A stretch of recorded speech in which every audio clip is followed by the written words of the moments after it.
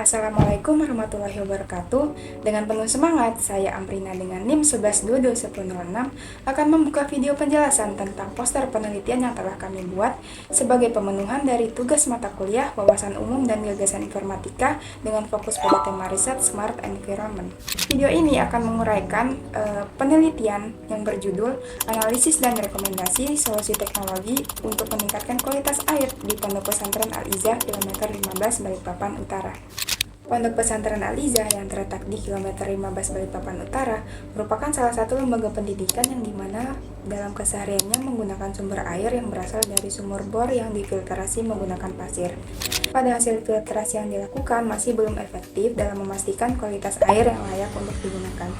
Akibatnya, air hasil filtrasi tersebut masih keruh, berbau, dan berminyak yang tentunya dapat mengganggu aktivitas keseharian di pondok pesantren tersebut. Jadi dari latar belakang yang telah dipaparkan sebelumnya, dapat dirumuskan beberapa masalah dari penelitian yang akan kami lakukan. Di antaranya yang pertama, bagaimana kualitas air di pondok pesantren Al-Izzah kilometer 15 Balikpapan Utara, dan yang kedua adalah teknologi apa yang dapat diterapkan untuk membantu meningkatkan kualitas air di pondok pesantren Al-Izzah kilometer 15 Balikpapan Utara, dan yang ketiga adalah bagaimana efektivitas sistem pemantauan dan penjernihan air otomatis terhadap kualitas air di pondok pesantren Al-Izzah kilometer 15 Balikpapan Utara.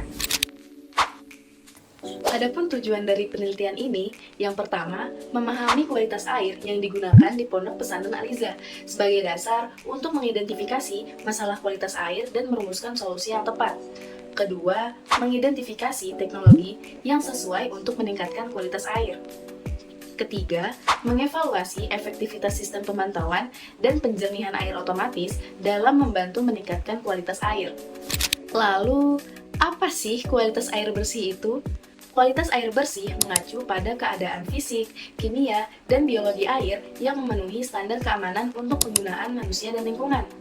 Menurut Organisasi Kesehatan Dunia atau WHO, air bersih adalah air yang aman digunakan oleh manusia untuk berbagai kebutuhan domestik, termasuk konsumsi, air minum, dan persiapan makanan.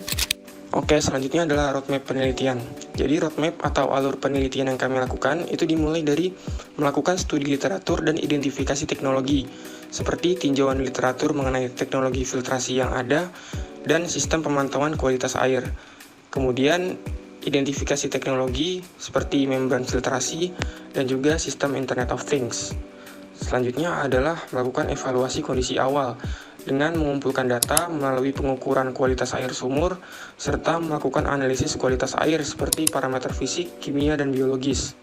Selanjutnya adalah pengembangan solusi dan teknologi dengan mendesain atau merancang sistem filtrasi dan pemantauan otomatis, serta implementasi teknologi seperti instalasi sistem filtrasi yang diidentifikasikan sebagai solusi terbaik. Selanjutnya adalah pengujian dan evaluasi, yaitu uji coba sistem, seperti pengujian sistem pada kondisi nyata.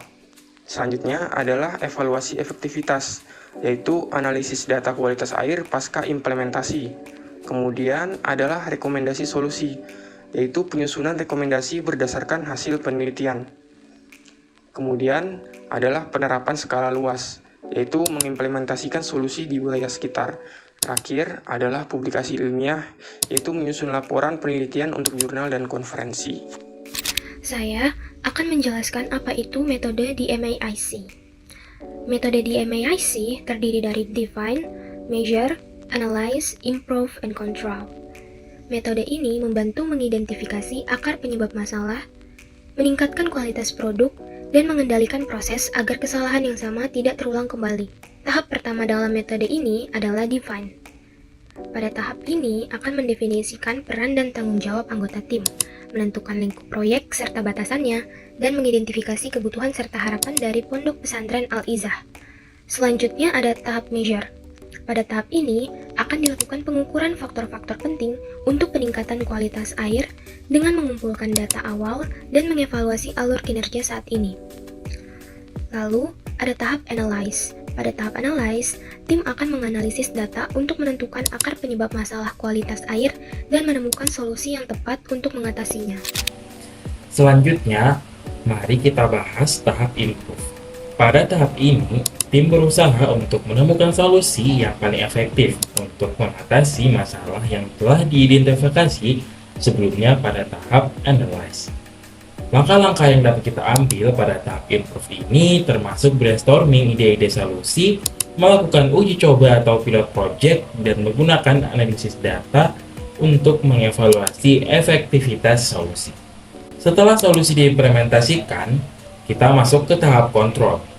Tujuan dari tahap ini adalah memastikan bahwa perbaikan yang telah dilakukan tetap bertahan dan proses tetap berada dalam performa yang diinginkan. Nah, langkah-langkah dalam kontrol termasuk membuat standar kerja baru, pelatihan karyawan, dan monitoring berkelanjutan mengenai teknologi yang kita implementasikan sebelumnya. Jadi, itulah gambaran singkat tentang tahapan penelitian dengan metode DMAIC. Dengan mengikuti langkah-langkah ini, kita dapat memastikan bahwa perbaikan yang dilakukan tidak hanya efektif, tetapi juga dalam jangka panjang.